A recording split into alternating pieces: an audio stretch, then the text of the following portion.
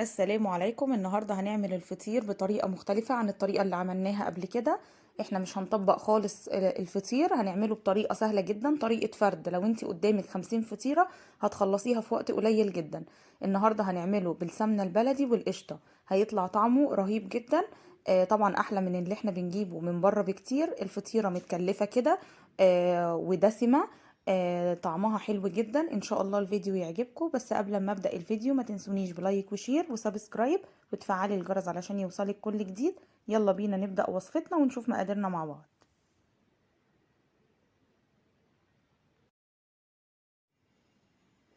عندي هنا 2 كيلو من الدقيق. طبعا الدقيق يبقى متعدد الاستخدامات. يا ريت يكون دقيق مخصص للمخبوزات، لان احنا عايزين يبقى فيه عرق، علشان قلنا الفطير والرقاق وكل الحاجات اللي عايزة عرق دي لازم يبقى الدقيق بتاعها مخصص للمخبوزات، علشان يديكي النتيجة المظبوطة والفطير يطلع معاكي طري وما يبقاش فيه اي مشكلة وما يطلعش ناشف.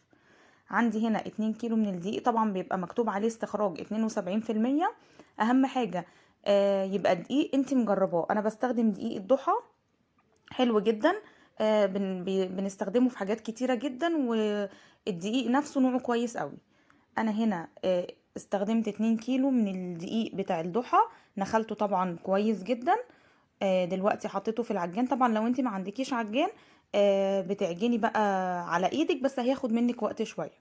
حطيت 3 معالق من السكر، وعندي هنا معلقة صغيرة من الملح مليانة، ومعلقة صغيرة من البيكنج باودر. مش عايزين نزود البيكنج باودر، يعني انا حطيت على 2 كيلو دقيق معلقة صغيرة من البيكنج باودر.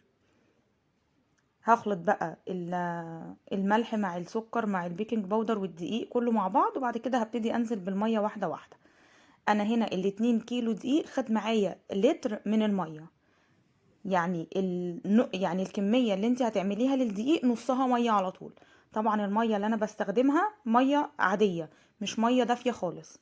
الدقيق بنستخدم له مية عادية، مش لازم ان احنا نخليها دافية. خد معايا لتر من المية ونص كوباية.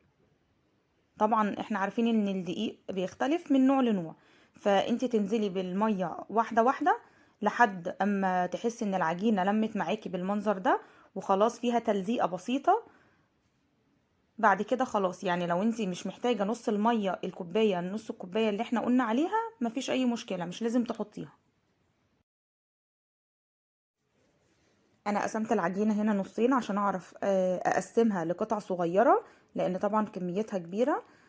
عايزة اقولك ان انت لما تيجي تعجني الفطير العجن بياخد معانا مدة كبيرة. يعني احنا لو هنعجن على العجان بياخد معانا 10 دقايق. لو احنا هنعمل على ايدينا بياخد معانا مدة، يعني ممكن ياخد معانا من تلت ساعة لنص ساعة. طبعا بتعجني شوية وبتريحي ايدك شوية. اهم حاجة لما تيجي تنزلي كمية المية اللي انا قلتلك عليها، بعد ما تنزليها وتحسي ان العجينة لمت معاكي، اغسلي ايدك من الدقيق اللي موجود في ايديكي، علشان ما تضطريش ان انت تحطي دقيق تاني. هتلاقي العجينة لمت معاكي على طول، وتفضلي بقى تعجني فيها وتريحي ايدك شوية لحد ما تعجنيها كويس جدا، وتحسي ان هي بقت ملساء معاكي وما فيهاش اي مشكله. بعد ما عجنتها وعملتها قطع صغيره كده، كور صغيره زي ما انتوا شايفين، هبتدي اغطيها كلها بالزيت. اهم حاجه وانت بتشتغلي في العجين لازم تغطيه على طول بفوطه علشان ما يعملش قشره، مش هيبقى شكله حلو خالص، مش هيتفرد معاكي على طول. بعد ما نغطيها بالزيت كويس كده بالمنظر ده، طبعا بسيبها ترتاح لمدة ساعتين عشان تتفرد معايا على طول. هغطيها بأكياس كده واسيبها ترتاح. اهم حاجة ان احنا طول ما احنا بنشتغل في العجين لازم نغطيه بأي فوطة او اي كيس، علشان ما يعملكيش القشرة اللي انا قلتلك عليها. هسيبها بقى ترتاح كويس جدا، وطبعا تغطيها بالفوطة، وبعد كده نرجع نشتغل فيها. نيجي بقى هنا للمادة الدهنية اللي انا هدهن بيها الفطير. عندي هنا ربع كيلو من الزبدة، هحط معاها معلقتين كبار من السمنة البلدي. طبعا السمنة البلدي اختياري، يعني ممكن تحطي اي نوع سمنة تاني. بس انا حبيت النهاردة يبقى طعم الفطير بقى اللي هو فلاحي، زي ما بيتعمل بالظبط. طبعا لما نيجي نعمل الفطير لازم نعمله بزبدة، علشان الزبدة هي اللي بتورق معايا الفطير. ما ينفعش اعمله بسمنة بس، يعني هيبقى طعمه حلو وكل حاجة، بس مش هيورق معاكي زي ما هتحطي الزبدة. بسيحهم بقى كده كويس جدا مع بعض، وهبتدي بقى اعمل الفطير وندهنه بالزبدة. انا دلوقتي هعمل اول طريقة للفرد اللي هي التطبيق. يعني انا هعمل طريقتين. اول طريقة، وانت اختاري بقى الطريقة اللي انت حباها. اول قطعة كده من العجين بفردها كويس جدا. طبعا لازم تدهني زيت على الرخامة علشان العجينة تتفرد معاكي على طول. فلو ما حطيتيش زيت مش هتتفرد معاكي خالص وهتتقطع. طبعا تعرفي منين ان انت عجنتي العجينة كويس؟ ان انت لما تيجي تفرديها ما تتقطعش معاكي وتتفرد معاكي على طول، ولما نيجي نشدها كده بالمنظر ده تتشد معانا. طبعا انت كل ما هتكبري قطعة العجينة كل ما لما تيجي تفرديها هتفرد معاكي اكتر. بس انا عملتها صغيرة عشان لما اجي اعمل الطريقة التانية بتاعة الفرد. بعد ما فردتها كده كويس لازم تكون زي ما انتوا شايفينها شفافة كده، يعني الرخامة من تحت باينة. ادهنها بقى شوية من السمنة كده، حاجة بسيطة.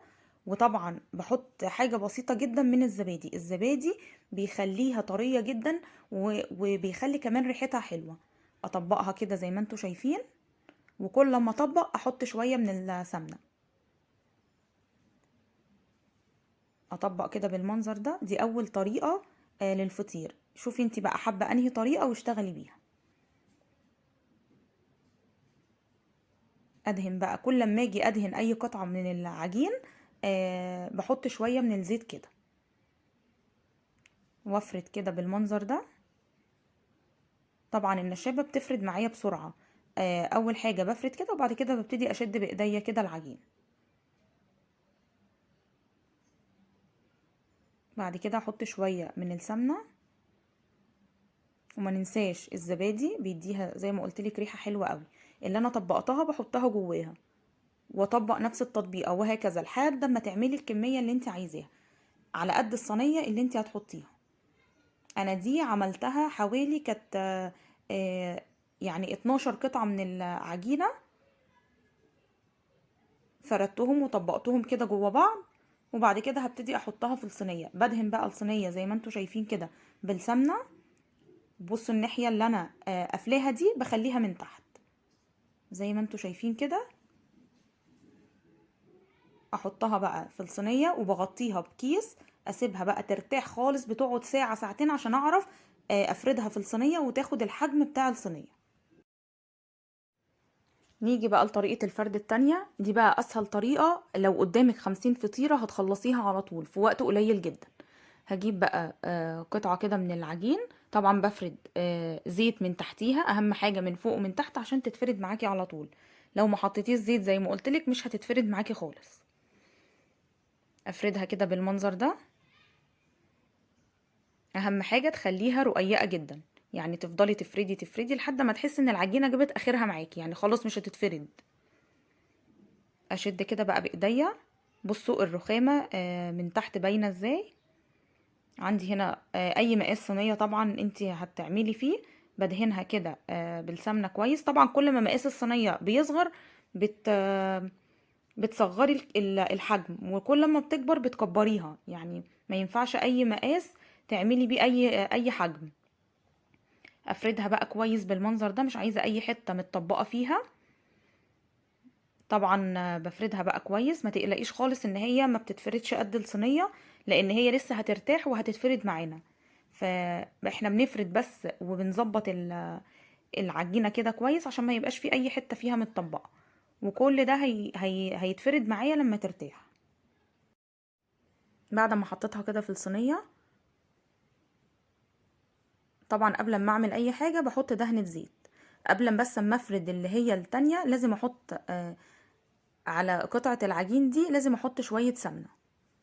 باخد كده من السمنة. وطبعا بدهن دهنة بسيطة. هو مش كتر ما احنا بنزود سمنة الفطير كده هيطلع معايا طري، بالعكس هينشف معاكي جدا. فبنحط دهنة بسيطة من السمنة. وبعدين نحط شوية صغيرين كده من الزبادي، يعني نص معلقة صغيرة كده، ان هي تطري معايا العجينة من جوه وبتديها ريحة حلوة قوي. هعمل واحدة كمان. حطيت زيت من فوق ومن تحت وببتدي افردها. النشابة بتفردها معايا بسرعة. وبعد كده بكمل بايديا.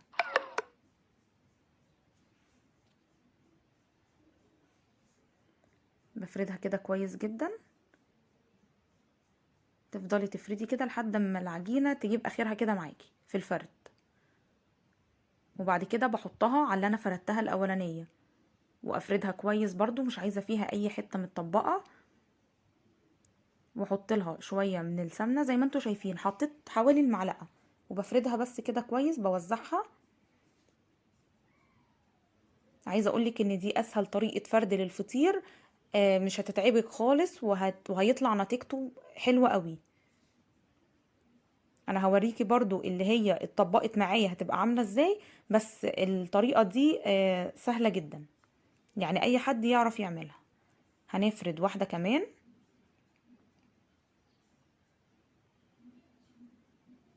وكل ما العجينة تتفرد معاكي بالمنظر ده على طول تعرفي ان انتي عجنتيها كويس.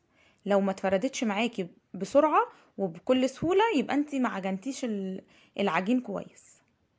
اهم حاجة في الفطير ان هو يتعجن كويس جدا عشان يديكي نتيجة حلوة.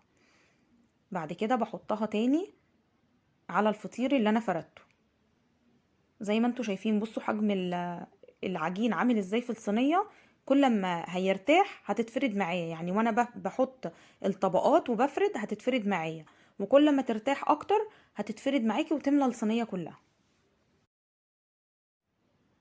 طبعا السمك بتاع الفطير على حسب ما انت اللي تحبيه، يعني انت لو حابة السمك بتاعه كتير بتزودي الطبقات، لو عايزاه رقيقة بتقللي الطبقات.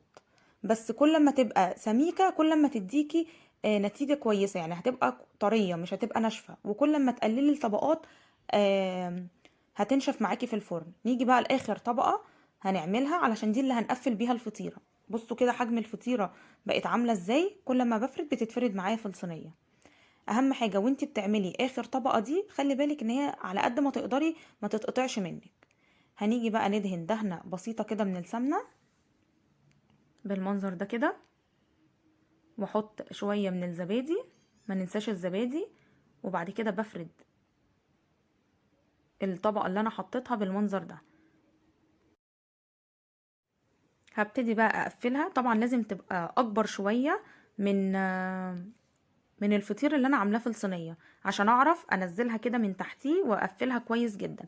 طبعا ما ينفعش نسيب الفطيره طبقات كده، هتفك منك ومش هتبقى ماسكه نفسها. فالطبقه الاخيره اللي احنا بنحطها ونقفل بيها هتخلي الفطيره كده على بعضها وماسكه نفسها.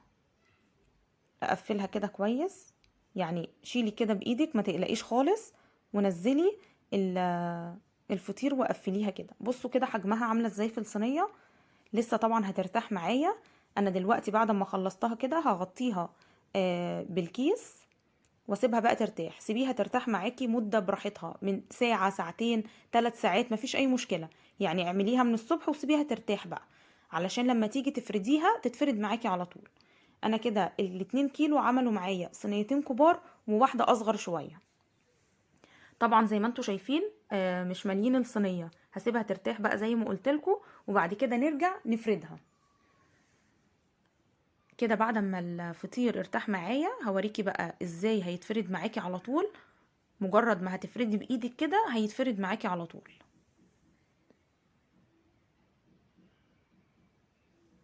بصوا ما شاء الله بتتفرد حلو جدا.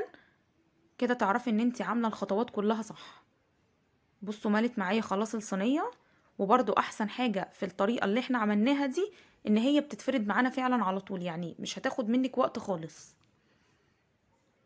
بعد ما فردتها كده وخدت حجم الصينيه، طبعا ما تخليش حته مليانه عجين وحته لا، يعني بايدك كده وانتي بتفرديها آه، تظبطي يعني تظبطي العجين، تخليه متساوي من كل حته عشان ما يبقاش في حته عندك ناشفه وحته تبقى طريه. بعد ما دهنتها كده بالزبده والسمنه هبتدي احط بقى على الوش كده قطع من القشطه.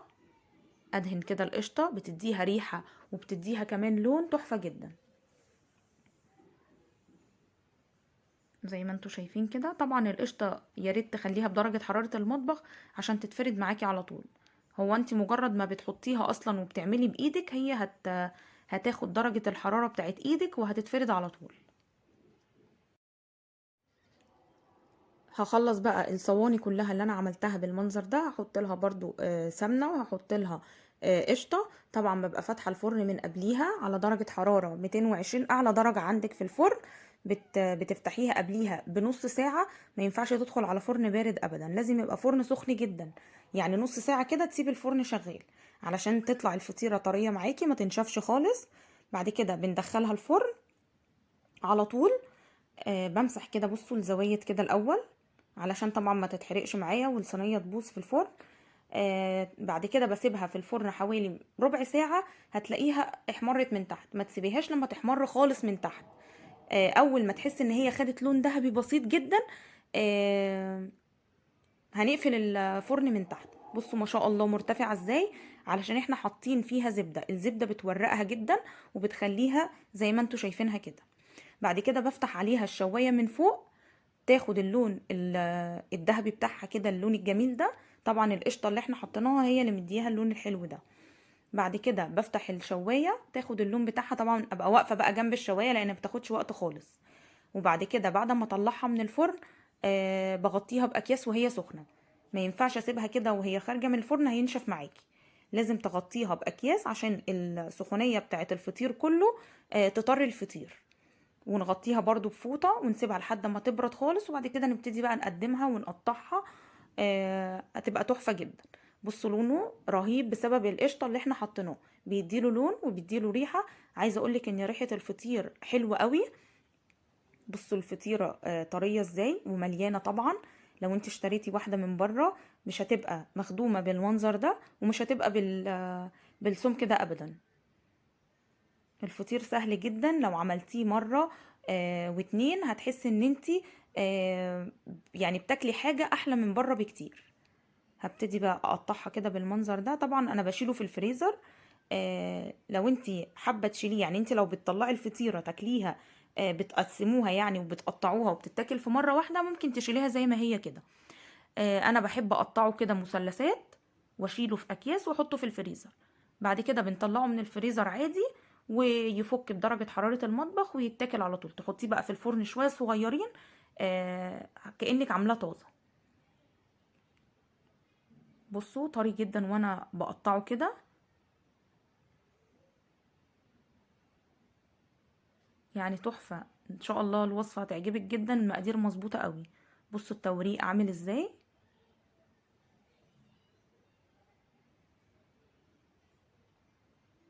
تحفة جدا يعني. وعايزة اقولك ان ريحته رهيبة.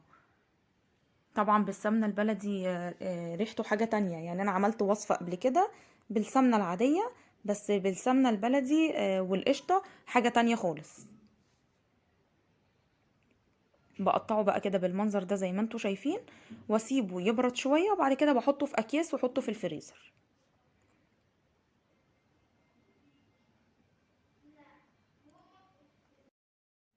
عايزه اقولك كمان ان مفيش مقارنه بينه وبين اللي احنا بنجيبه من بره. لو اتعودتي تعمليه في البيت مش هتشتريه من بره ابدا. الحاجه اللي هي بره بقى دي بيحطوا ماده دهنيه بس، يعني مفيش ليها ولا ريحه ولا ليها طعم. هي يدوب بتورق العجين معاهم بس، وملهاش اي ريحه ولا طعم خالص.